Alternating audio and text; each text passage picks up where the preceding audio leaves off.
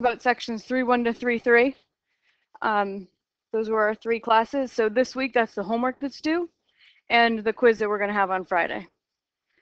So 3.1 to 3.3 is kind of a lot to digest. So today is summary. We're going to try to put it all together, practice it, like set it in the concrete, right? And then if we have time, I'm going to do a very quick thing, that little prerequisite for 3.4. And if not, we'll just have to squeeze it into next class.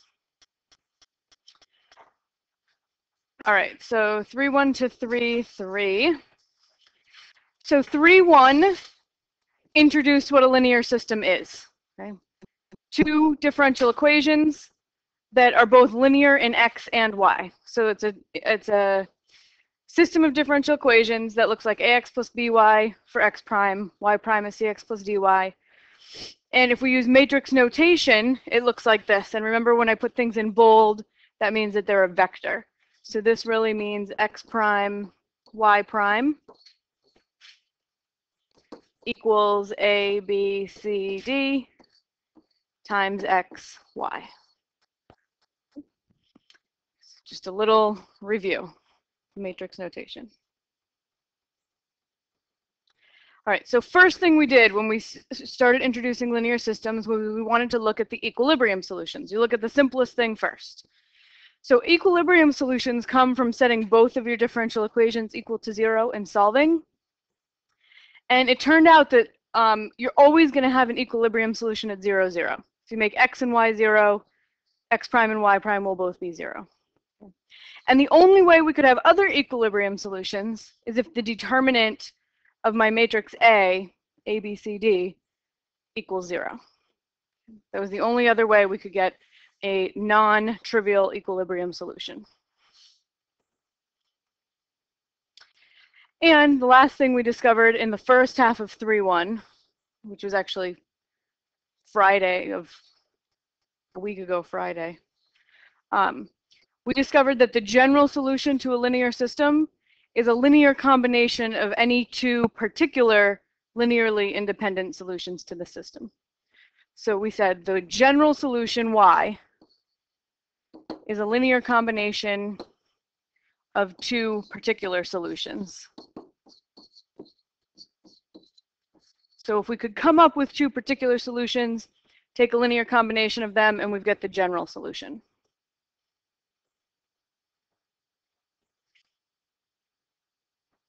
So then we moved on to section 3.2. Okay. Right, even whether decoupled or not. If you can find 2 solutions, when it's decoupled, it's easier. Yeah, you can definitely find the 2 a lot easier. It's one method of coming up with your 2 solutions. Yeah. So in 3.2, knowing that we just need 2 particular linearly independent solutions to the system, we turned our attention to how to find them. Okay. We already had some techniques, but only for very special systems like decoupled systems or partially decoupled systems. So we said, well, let's look at the second simplest kind of solution to a linear system, the straight line solutions. If we could find 2 of those, then we'll have 2 solutions. We can take a linear combination and get the general solution. So finding straight line solutions, kind of a longish procedure. We'll do it again today. Hopefully, it'll start to cement. Okay. So we said these straight line solutions would have tangent vectors v that are all multiples of each other, because they all point in the same direction, or opposite directions, towards or away from the origin. So we had to solve this equation, AV equals lambda v, where lambda is called, values of lambda are called eigenvalues of the system. In the process of solving this equation, we ended up having to set the determinant of a minus lambda I equal to 0. That's called the characteristic polynomial of the system. We solve that polynomial for lambda. Then you use each value of lambda that you obtained by solving the characteristic polynomial, and you find the corresponding vectors v, x comma y, corresponding vectors, that lie on the straight line solution by going back to this original equation. putting in each of the lambdas that you found and solving it for the associated eigenvectors. And I meant to change these to v's, sorry, so that notation's a little, it's trying to solve AV equals lambda v. So each lambda has a set of associated eigenvectors, okay, an infinite number of them, all along a straight line. And the straight line solutions to the system are both of the form e to the lambda t v. So there should be two. If they have two lambdas, you've got two straight line solutions. So this is the summary. Once we have two straight line solutions, the previous section is actually 3.1. 3.1 says to take a linear combination of the two to get the general system, the general solution. And we are assuming that they're linearly independent, which we actually don't have to assume that. When you have two distinct eigenvalues, you will get two linearly independent straight line solutions. Okay. And then last, you can use any initial conditions to solve for the particular constants K1 and K2. So that's 3.1 to 3.2. And then last class, we didn't get a chance to summarize everything together. You did a lot of work on your own. So hopefully what we saw is that we studied phase portraits for linear systems that had two distinct eigenvalues. That is, we studied phase portraits that have two linearly independent straight line solutions. And they generally take on three possible looks when you have two distinct real eigenvalues. You can have a saddle. This happens when one of your lambdas is negative and one of your lambdas is positive. You get a saddle. You can have a sink. This happens when both of your lambdas are negative. Which kind of makes sense because the solutions that correspond to those lambdas are e to the lambda tv. So they're exponential functions.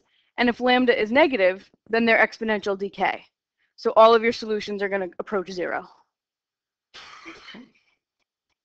And here, if they're both positive, when both your lambdas are positive, you get a source. Because again, both of these positive lambdas correspond to a straight line solution that is e to the lambda t v, right? And if lambda is positive, this is exponential growth. And every other solution is a linear combination of two exponential growth functions. So they're all going to grow. Everything's going to move away from the origin. So we have saddles, sinks, and sources. Lambdas of each sign, both lambdas negative, both lambdas positive. Okay. And then there's a little bit more detail that we can actually tell when we're sketching the phase portraits for sinks and sources. Okay. If lambda 1 and lambda 2 are both negative, if they're both negative, then they both represent exponential decay. Right? So a general solution would be a linear combination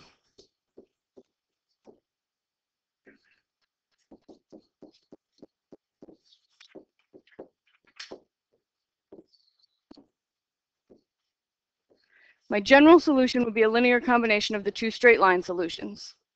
Okay. So the one that goes to 0 faster would be the one that has an eigenvalue further from 0. The more negative eigenvalue, right, would cause an exponential decay that goes faster than the other term. Okay.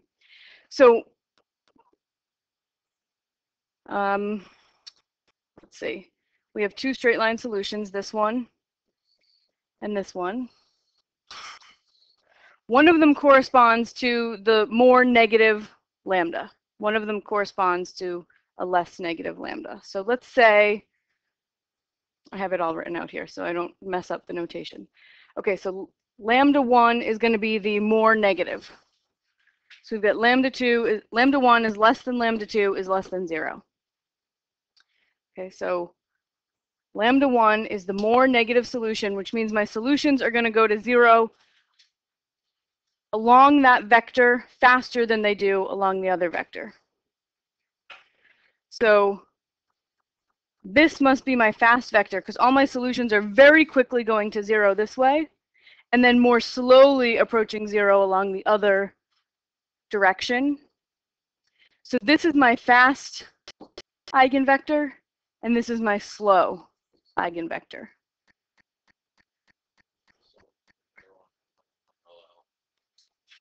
Yeah.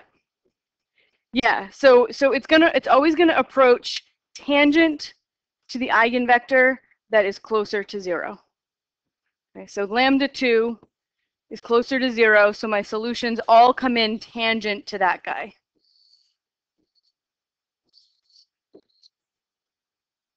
Does that make sense? So you have one fast and one slow eigenvector. The faster one is the more negative one. They're coming to 0 in that towards 0 in the direction of the fast eigenvector faster than in the direction of the slow eigenvector. So you get this tangency effect.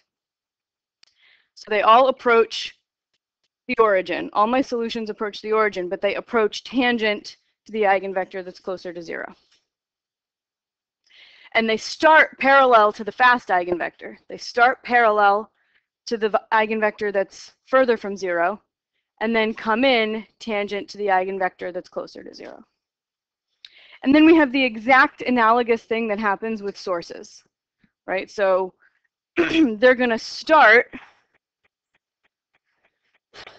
all the solutions leave the origin, and they're going to leave tangent to the eigenvector that's closer to 0, and end up parallel to the eigenvector that's bigger, further from 0. So let's see, which one is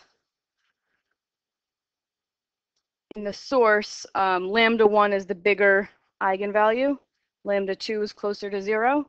So this has to be my lambda 2 eigenvector, and this is my lambda 1. Okay.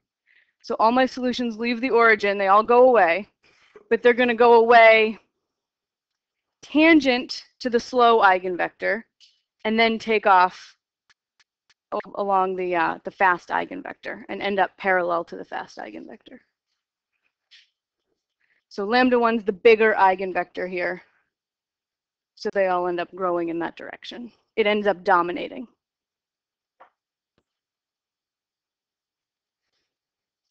So there's a handy dandy little summary right here that I took right from your book. And it tells you how to identify a saddle, a sink, and a source, and which eigenvector is the slow and which eigenvector is the fast. Although they don't use the term slow and fast, they say tangent to, leaving tangent to would be the slow one.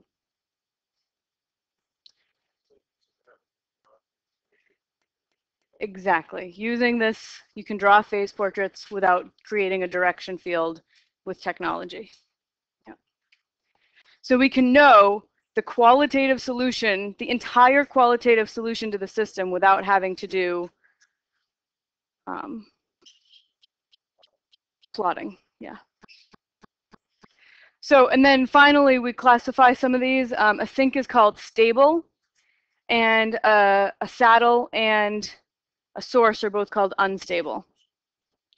So a sink is stable because any initial condition, even if you're very close to the origin, right? If I put an initial condition anywhere, will always lead me back to the origin.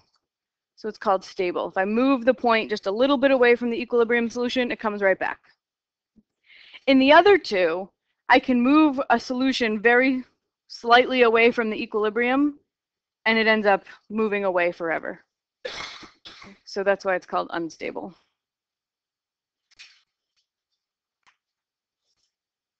All right, so we'll do some practice together. So here we have a linear system. We're just going to go through all of the things that we've learned about with linear systems. Okay, so not every question that you're asked is going to ask you every single thing that you could answer about linear systems, but this one is, just to review it all. Okay, so first, compute the eigenvalues.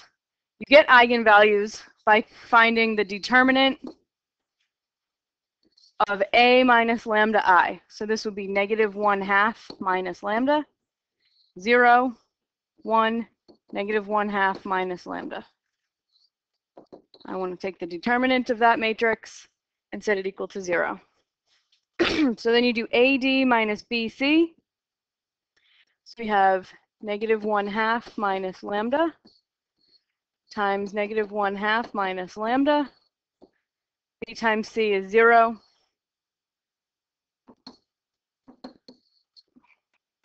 So this is the characteristic polynomial, setting it equal to 0 and solving for lambda, my eigenvalues. So I end up with, let's see, why would I multiply those together? So I end up with lambda equals 1/2, negative 1/2. Twice, that's not good.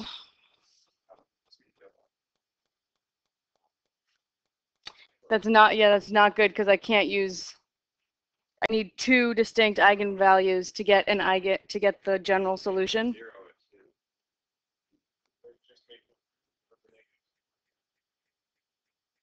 Okay, let's do that. Make one of them a positive.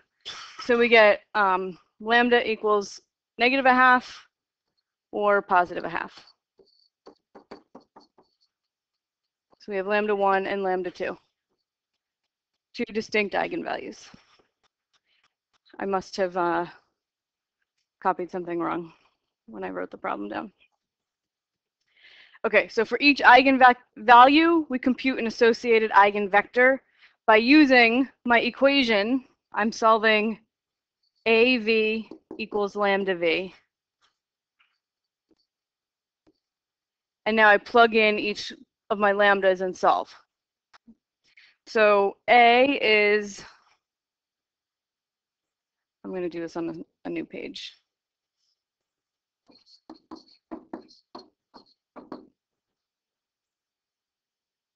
It was AV equals lambda V.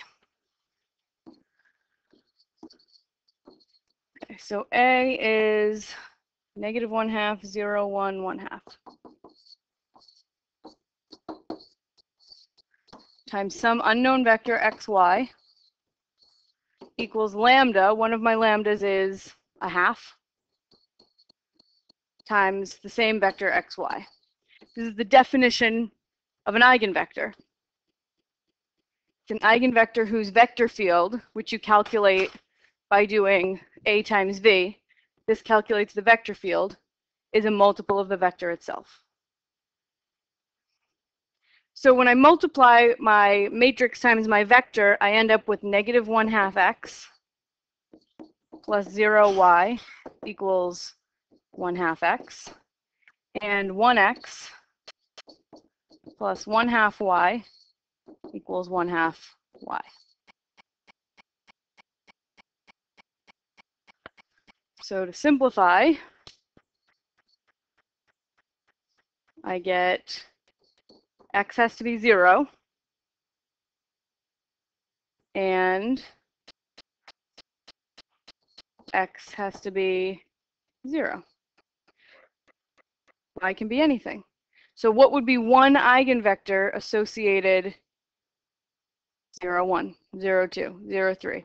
Those are the set of eigenvectors associated with this eigenvalue of 1/2.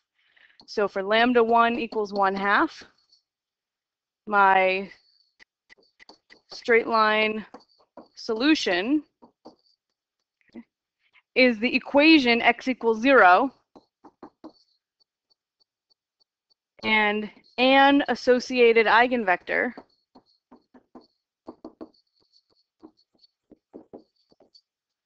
would be 0, 1. If I have 1, I know that every vector that points in the same direction or the opposite direction is also 1. Any multiple is also an eigenvector. So this is my conclusion for lambda 1. I have to do the same thing for lambda 2 that's negative 1/2. So solve the same equation. AV equals lambda V. A is negative 1/2, 0, 1/2.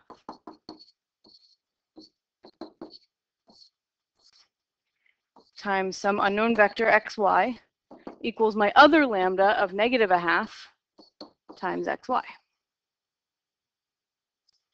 So I multiply the matrices to get a system of equations. So I have -1/2 x plus 0y equals -1/2 x, and x plus 1/2 y equals -1/2 y. So this says that 0 equals 0, right? Add 1/2 x to both sides, and you just get 0 equals 0. And this one says, if I add 1/2, I get y equals -x on the other one. So that's my straight line solution, y equals -x. For lambda 2 equals -1/2, I have straight line solution y equals -x, and an associated eigenvector would be what? -1, 1. An x and a y that's on this line. Yeah, Tony? You only check both.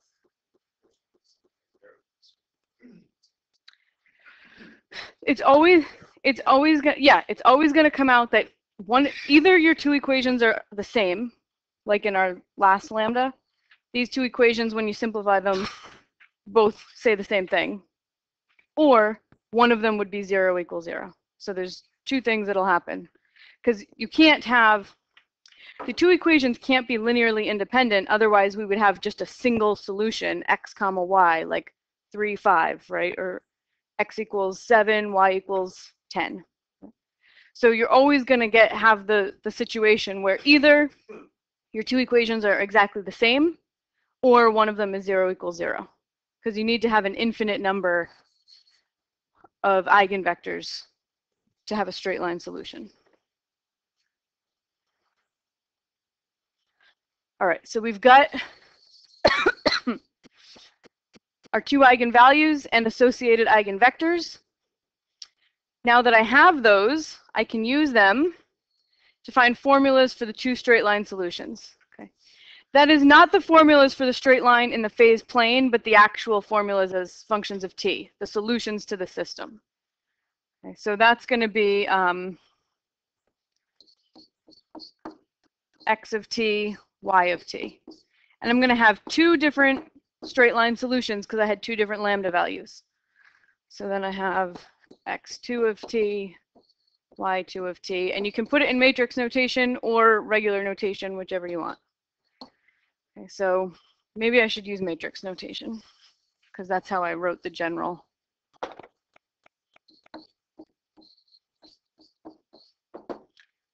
E to the lambda 1 t associated eigenvector 1, and then my other solution is going to be e to the lambda 2t v2.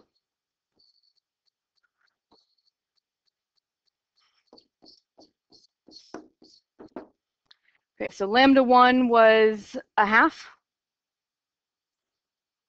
Sorry, lambda 1, oh, I did it.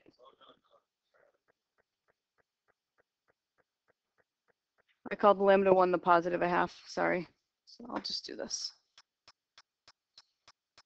so we don't confuse ourselves. So lambda 1 is 1/2, so this is going to be e to the 1/2 t. The eigenvector associated with the positive 1/2 eigenvalue, 0, 1. And you can use any associated eigenvector. We could have used 0, 4 if we wanted. Because this is just a direction. 0, 1 points in the exact same direction as 0, 4. So it's going to give you the same straight line solution. And then y2 of t is going to be e to the negative 1/2, that's my lambda 2 t, times v2, which was negative 1, 1, right? 1, negative 1. Well, they point in the same direction. But the one I wrote down was 1, negative 1.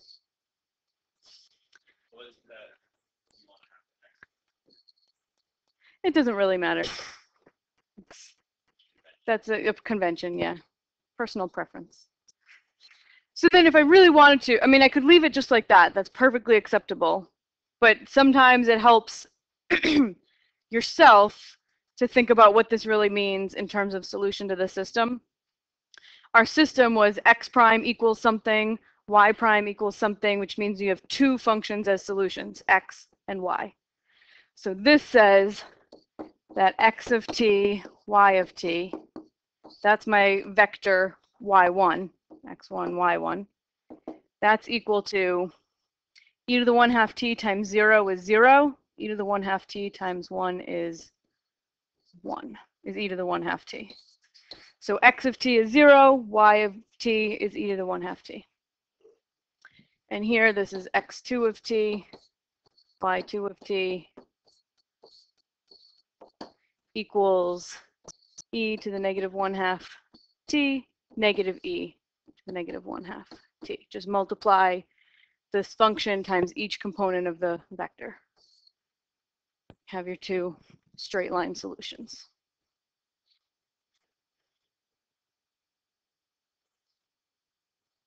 All right, so a formula for the general solution to the system, that would be a linear combination of the two straight line solutions we just found. So we've got y is equal to k1 times my first straight line solution, which we said was 0 e to the 1/2 t as a vector, 0 e to the 1/2 t.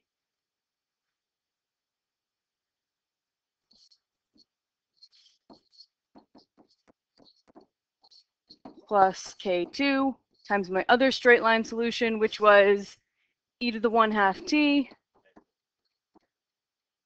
Yep, e to the negative 1/2 t, negative e to the negative 1/2 t.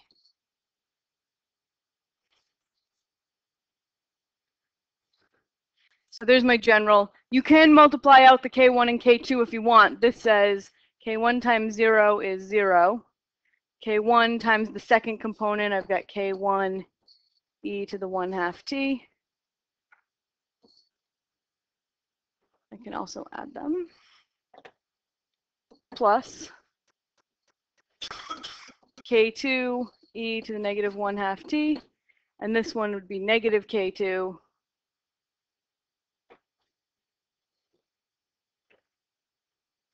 I'm going to write it out.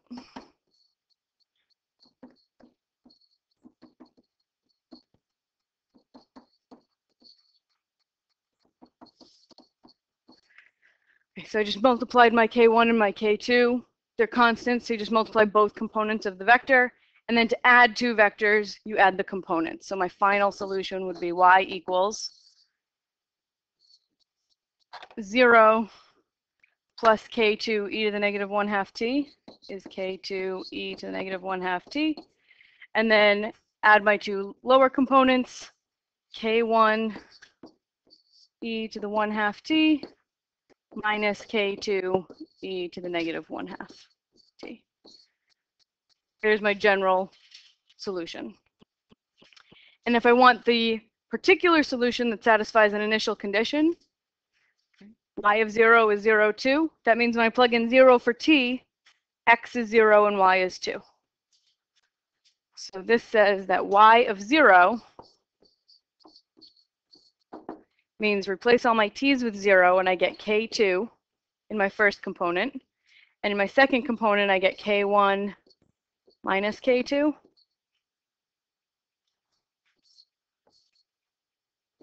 That has to equal my initial condition 0, 2.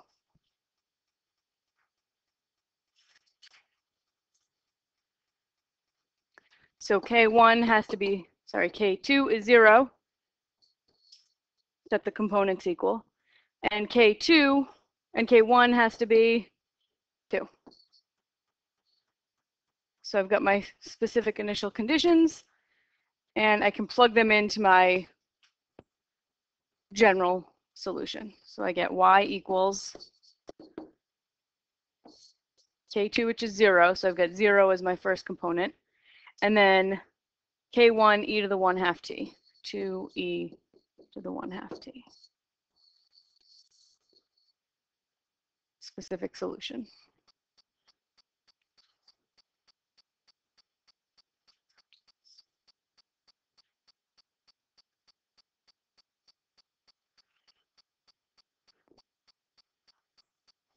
Is it kind of gelling slowly? Okay. So this is all stuff that we could have done midweek last week, right? This is 3.2 stuff. Now we're going to do the stuff from Friday. Sketch the phase portrait for the system. Okay, so I'm just going to put in some axes. Phase portrait is x, y. And I already wrote down when I computed the eigenvectors, I jotted down my straight line solutions. I had x equals 0. That's the y-axis. So I've got a straight line solution here. And does it point towards or away from the origin?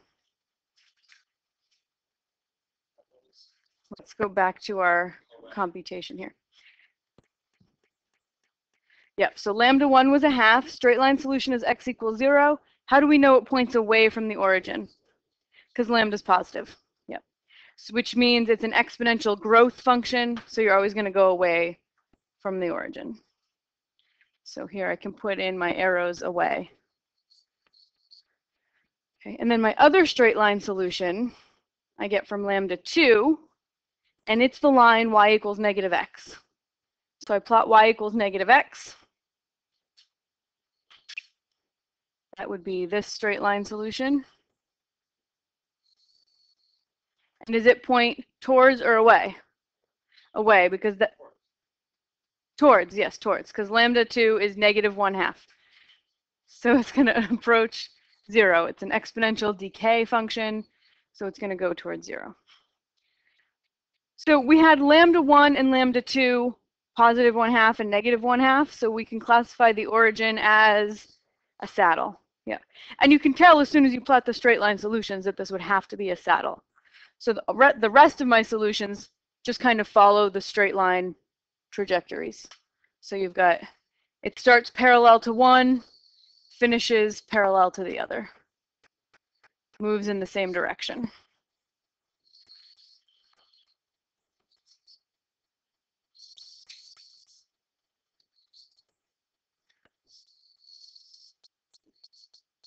So I've sketched all the qualitatively different solutions. You can put in some more if you want, right? We might have, put one over here.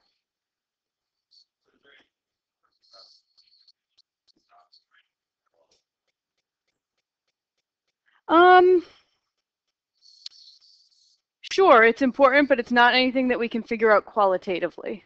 Yeah.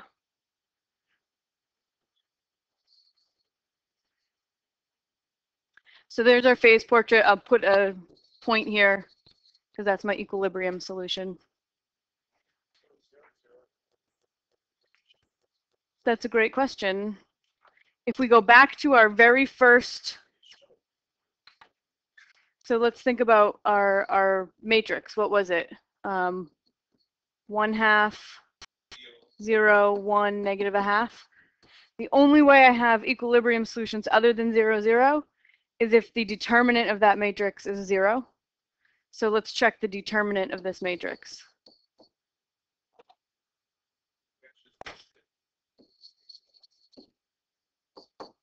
So A, D. Oh, okay. Thank you. But yeah, for the sake of not confusing people. So I get so I get negative 1/4 when I do A times D minus B times C, which is 0. So I get negative 1/4, which is not 0, which means that I don't have any more equilibrium solutions. The only way there's more is if that determinant comes out to 0. So what is the, does it affect how the graph looks?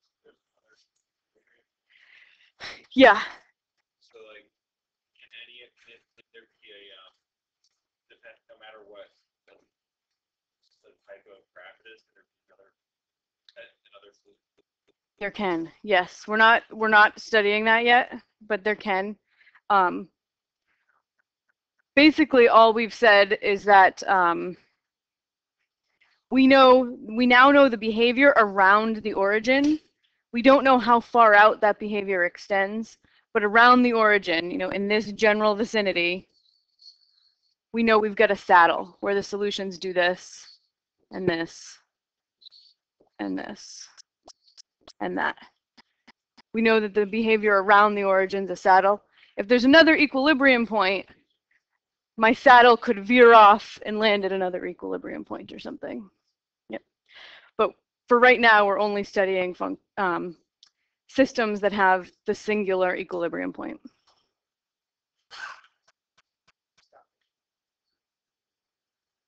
Okay. Put the equilibrium point somewhere else? Yeah. So we know that there is an equilibrium point at 0, 0. If there were another one, we would do a very similar analysis at that equilibrium point. Like, say there's another equilibrium point over here. I would do the exact same analysis that I did on 0, 0 and find out what the solutions look like over here. This is like chapter 5 stuff. Yeah. Okay, so using the phase portrait, I want to sketch the particular x of t and y of t solutions that we found in part E. Part E, that was this, right? I want to sketch those particular solutions. X of t is 0, easy to sketch, right? Y of t is an exponential growth function. So I kind of know what they should look like from the formulas. I also should be able to figure out what they look like from my phase portrait. Okay, so my initial conditions for that were 0, 2. So if I go to my phase portrait and find 0, 2, it's like over here somewhere. Oh, no, sorry, that's like 2, 2. 0, 2. I'm on a straight line solution, right? As that point follows the trajectory, x never changes. It's just moving up, and it is growth. We know that straight line solutions correspond to exponential growth or exponential decay. So I could sketch a qualitative solution just by looking at this phase portrait. I could actually sketch the solution accurately using this formula.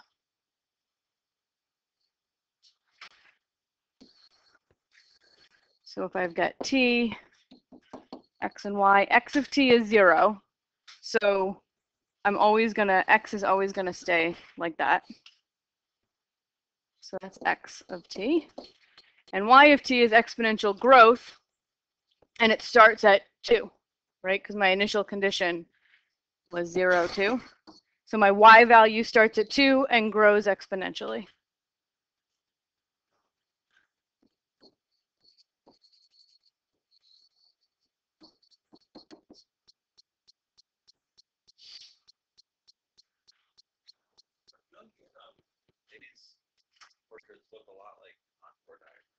They do.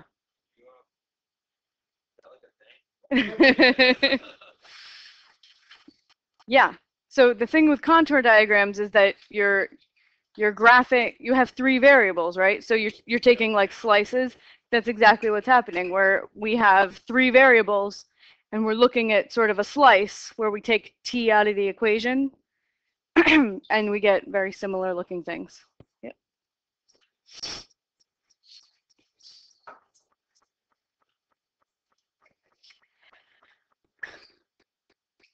Okay, let's take a little vote. Do you want me to keep going through these, like demonstrating, or do you want to try this one so that I'll stop talking for a while? No, I don't care. Whatever you guys want to do. I mean, because we've been doing a lot of like you guys are figuring things out on your own, and I haven't done a lot of lecturing, so. Okay. Okay. So we'll do this one because it's second order. We haven't done any of these together. We can do this one together also. Okay, so now I have a second order equation.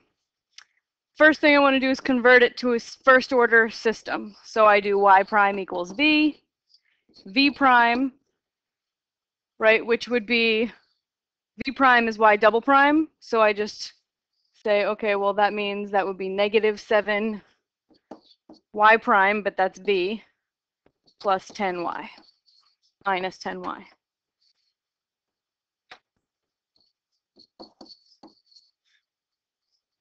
So here I just took this thing and I solved y double prime is negative 7 y prime minus 10y. And then I replaced y prime with a v and y double prime with v prime. Okay. So that's my system. If I want to write it in matrix form, I would just do y prime v prime equals the coefficient matrix 0, 1, yep, and then negative 10, negative 7.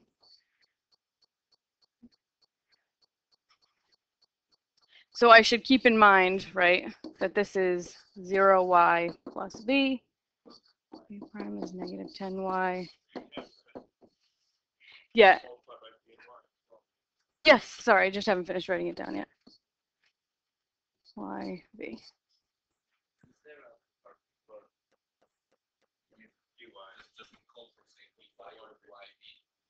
Why it's YV because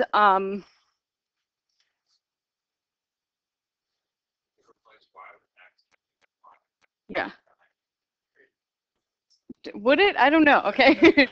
So yeah, so if I was going to translate this to using the x prime, y prime notation, right, then this would be x prime equals, which means that v is representing y. So this would be 0x plus y. And then v prime is my y prime. So this says negative 7y minus 10x. So we're just renaming variables. The thing that's confusing is that we have a y in both systems, but they're not representing the same variable in both systems.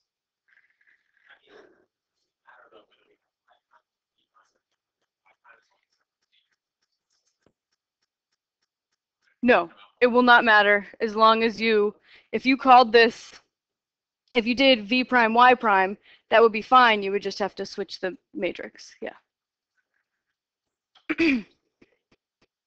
Yeah, otherwise all the directions will come out wrong. Yeah. All right, so if I want the eigenvalues and eigenvectors of the system, I work with my matrix A, 0, 1, negative 10, negative 7. So first thing I want to do, oops, calculate eigenvalues. We get them by taking the determinant of A minus lambda I and setting it equal to 0. So A minus lambda I, that is negative lambda 1, negative 10, negative 7 minus lambda. So I took my A matrix and I subtracted lambda from A and D. Okay. Little shortcut. All right, now the determinant of that matrix would be A times D minus B times C. So A times D, that would be negative lambda times negative 7 minus lambda, minus B times C, which would be plus 10. Now this one I actually have to multiply out. And while I'm doing it, I'm going to cross my fingers and hope that it comes out factorable. So I get 7 lambda plus lambda squared plus 10 equals 0. Is that factor? Yes, 5 and 2. So I get lambda plus 5, lambda plus 2 equals 0. So I get 2 distinct eigenvalues. Lambda 1 will be negative 5. Lambda 2 will be negative 2. They're both negative, so what kind of equilibrium point is my origin? Sink. Yep. Both of these lambdas correspond to exponential decay solutions, so everything's going to go to the origin. Everything approaches 0. All right, so I've got my lambdas. I need my v's, right, the eigenvectors. So let's start with lambda 1 is -2. Yeah, thank you. So I want to solve AV equals lambda V. A is my original matrix, 0, 1, -10, -7. Times my vector xy, that's what I'm looking for. Lambda, I know, is -5 times xy. And I need to solve this system. So this says 0x plus 1y equals -5x. And this, my second multiplication. Oh, sorry. Yeah, no, that's a good. Thank you. We should keep the notation straight here. This is yv, position and velocity. So I have 0y plus 1v equals -5y. And -10y minus 7v equals -5v.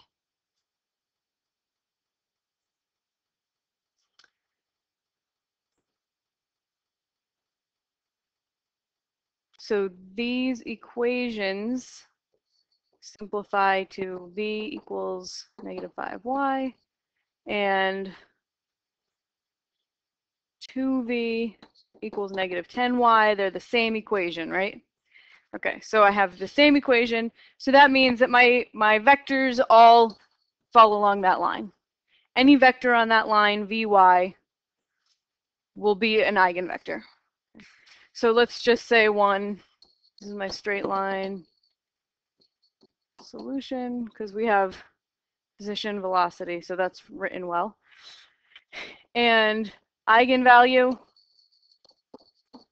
eigenvector. Just take 1. What do you think? 1, -5. That's an eigenvector. There's infinitely many.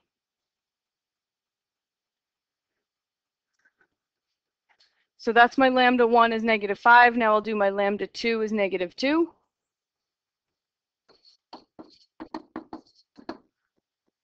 So same thing, a times, which was 0, 1, -10, -7, times yv equals lambda times yv. And I get 0y plus 1v equals -2y. And -10y minus 7v equals -2v.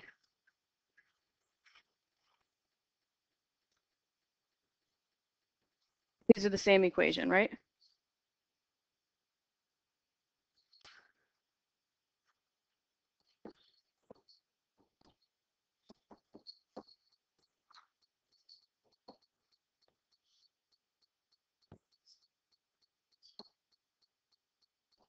Yep, they give you the same equation.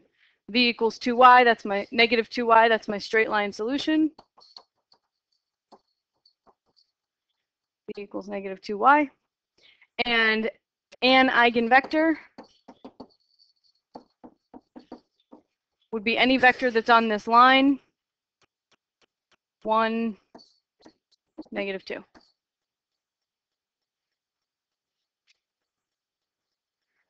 Okay, I have eigenvalues, I have eigenvectors, I have straight line solutions.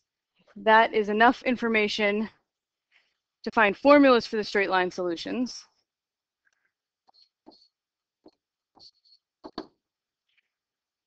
Which is e to the lambda tv. So e to the lambda 1, which is -5t, times the eigenvector associated with that lambda, which was 1, -5, I think. No, that's not till we get the general. Yep, these are just the straight line. And then y2, my second straight line solution, is e to the lambda 2, which is -2t times 1, -2. One of the eigenvectors associated with that lambda. And then my general solution is a linear combination of these two.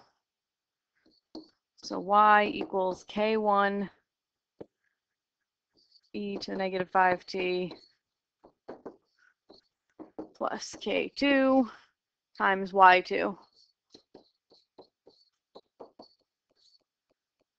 And you can leave it like that. If you want, you could simplify it into one vector, but you don't have to. So if you're given like this, Yeah. you uploaded or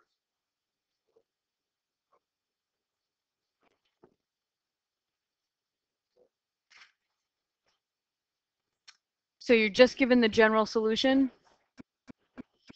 If you wanted to find equilibrium solutions, you would say, okay, well, I'm interested in where those two components of the vectors are both 0. Yeah. Yeah. And then you would try to solve and figure out what y comma v pairs would give you 0, 0.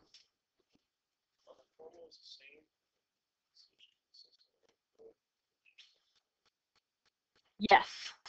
Except the solution to a second order ODE is just y. Okay, so this is system to the solution to the system. Solution to the second order. The only unknown in the second order ODE is just the y. So the y of t function is the solution. So this is not a vector, it's just a regular old y. And it's because this is yv, you just take the first component of the solution to the system. you have to solve for both. Well, we're not looking for a particular solution right now. We're not solving an initial value problem. Is that what you mean? No, but you have e to the y. Yes. Find what e equals. Right? No, this is the solution yv, right? So I just have to take the first component, and that's my solution y to the second order ODE. That will have e's in it. That won't. Just the first component is y, so it's going to be k1 e to the negative 5t plus k2 e to the negative 2t. Right, v of t would be negative 5 k1 e to the negative 5t, right, taking the bottom component, minus 2 k2 e to the negative 2t, which is the derivative of this guy.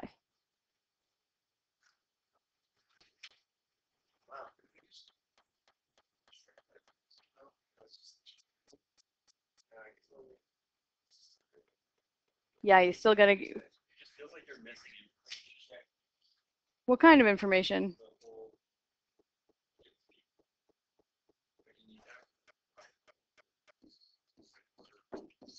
Yeah, so the solution to the system is a y of t, v of t. And I wrote that here, right? Right here. That's the solution to the system. It's got a y of t and a v of t component. If I want the solution to the second order, the y double prime plus 10y prime plus 7y equals 0, that's just the y function, right? The only unknown in that equation is y. Right. I just feel like the system, second order. They're equivalent, yeah, they're equivalent. Yeah. So, but v is just the derivative of y. So I could either just copy it down from here, or I could take the derivative of y. Yeah. Yeah. All right, so last thing, phase portrait for the system.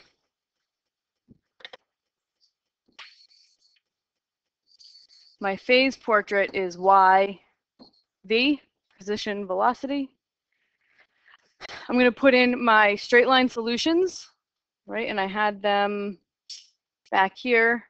I have v equals -5y, or all the vectors that are on the same line as 1, -5. So if I just plot the point 1, -5, I'll have my straight line solution.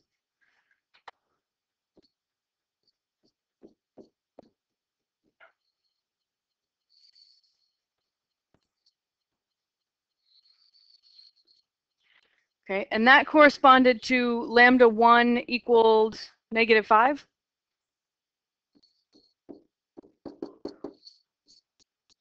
Yes, so they point towards the origin because -5 is an exponential decay. I shouldn't have put arrows on the end, sorry, habit.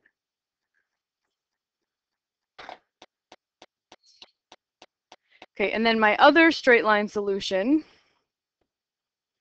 lambda 2 equals -2, all the vectors that are multiples of 1, -2 are on it.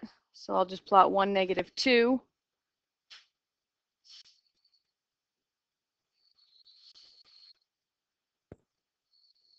Oops.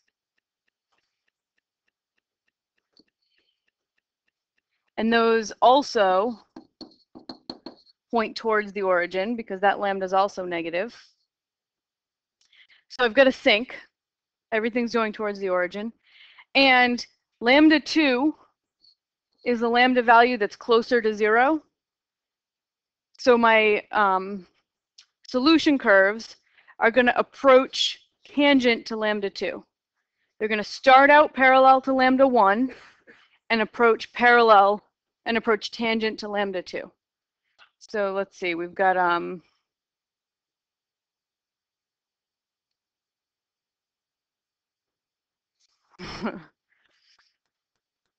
going to use another color. So if I start one here, it starts out parallel to the fast eigenvector, and it's going to come in tangent to my slow eigenvector. That was bad. Come in tangent to the slow one.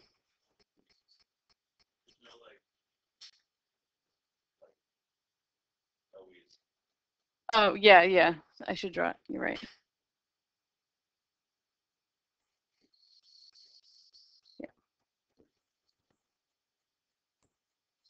And then these are going to start out also parallel and come in, you're right, no change in concavity. Tangent and end up parallel or whatever. You get the idea. And then start parallel to this and come in tangent.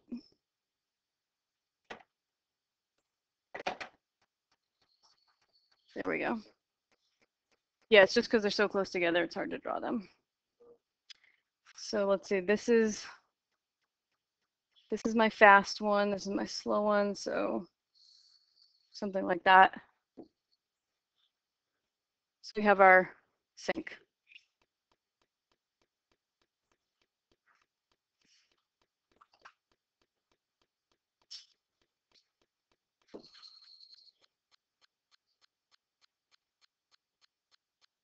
Okay, you guys do this one in 4 minutes. Okay, so we're skipping number 3. That one's clearly going to be a source. We did a saddle and a sink. Number 3 turns out to be a source. Okay, so I just want to talk about Romeo and Juliet again. So let's say that they're both equally cautious and that they both actively try not to get carried away by their feelings. They like try to squash them down. And they're both equally turned off by the enthusiasm of the other. So what could you name this romantic style?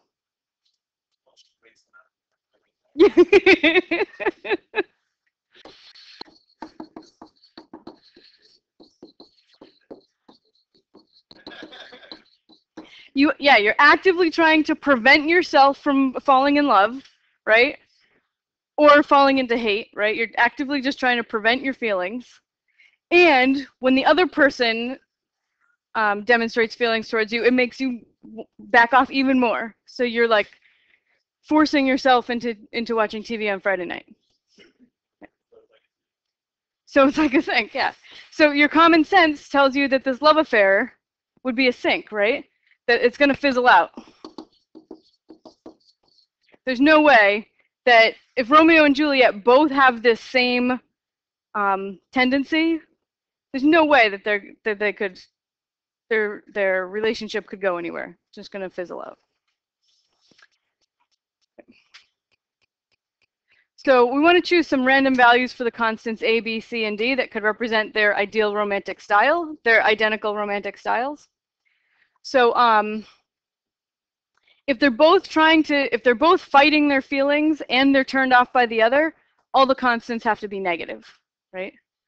So fighting your feelings means negative, turned off by the other person's feelings means also negative. So let's have A and B be -2 and -3. Just picking random ones so we have something to analyze. And then if Juliet has the same romantic style, she's going to have -3, -2, because we want to put the same number on her Romeo term as Romeo has on his Juliet term, right? Because they're identically cautious and turned off by the other. So this is going to be my R prime, J prime equals RJ. So what I want to know is what happens to their romance. Our common sense says nothing can ever happen, right? But let's see what the analytic techniques that we've learned tell us. So to find my eigenvalues, that'll tell me a lot, right? Because then I can classify the origin as a saddle, a source, or a sink, and I can immediately prove or disprove my theory. Okay. So my eigenvalues, I set the determinant of A minus lambda I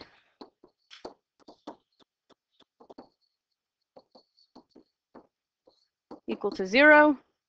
So I get -2 minus lambda squared minus +9 equals 0.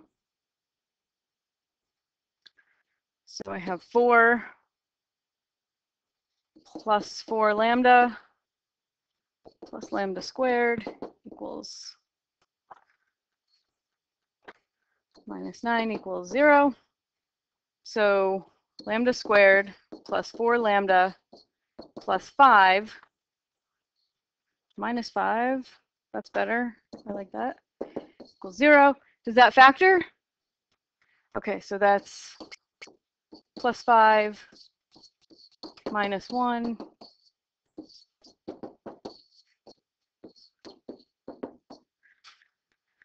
1 positive and 1 negative lambda. What does this origin look like? It's a saddle. 1 positive, 1 negative gives me a saddle, which means I'm going to have 2 straight line solutions. I don't know where they are, right? I could find them, but we're running out of time. So, you know, a generic saddle would do something like this. Maybe I should just finish.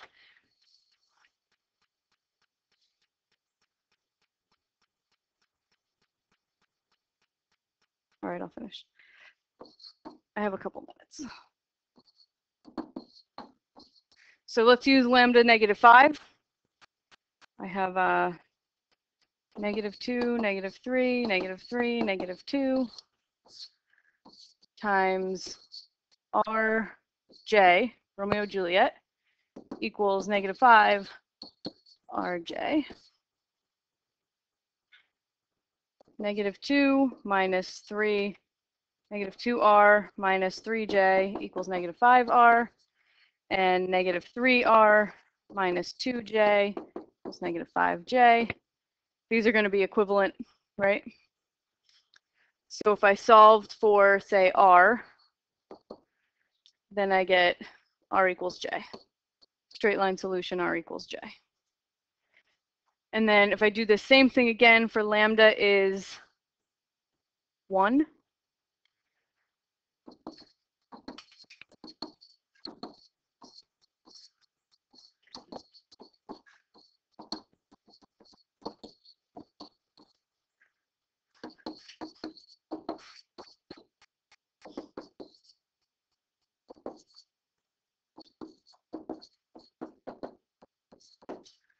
So these two are also going to be equivalent.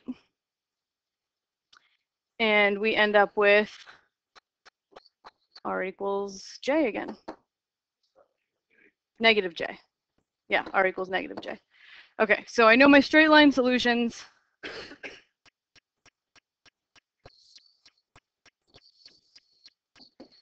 Which were nice. R equals J. And R equals negative J.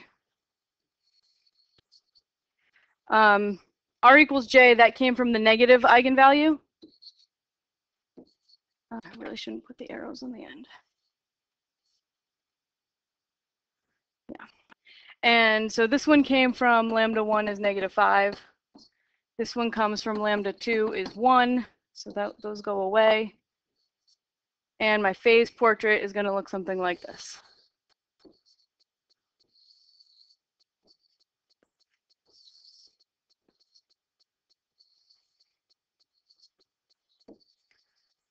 So what can we say about Romeo and Juliet's relationship? It's unstable. Yeah. Do they ever fall in love? If they're at 0, 0. If they're 0, 0, that's mutual indifference, right? Because if R and J are both 0, then they don't have feelings for each other at all.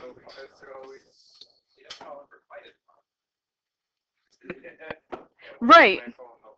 Yeah, it always turns out that we're going to approach, right? This is my long-term behavior, is that we approach the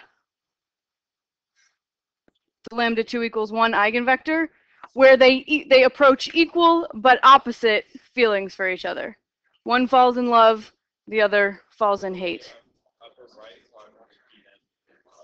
Yeah, yeah. So this is love, love. So if they ever ended up in here, they'd be in love. Yeah.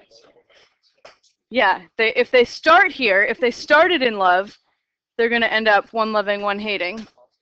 If they start both hating each other over here, they end up one in love, one in hate.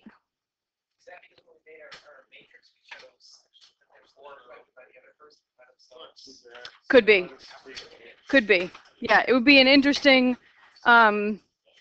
exercise to try it with equal numbers, change the relative sizes of A and B, and in fact, that's project 3. I'm going to have you look into some Romeo and Juliet love affairs with different values of A and B. Yeah.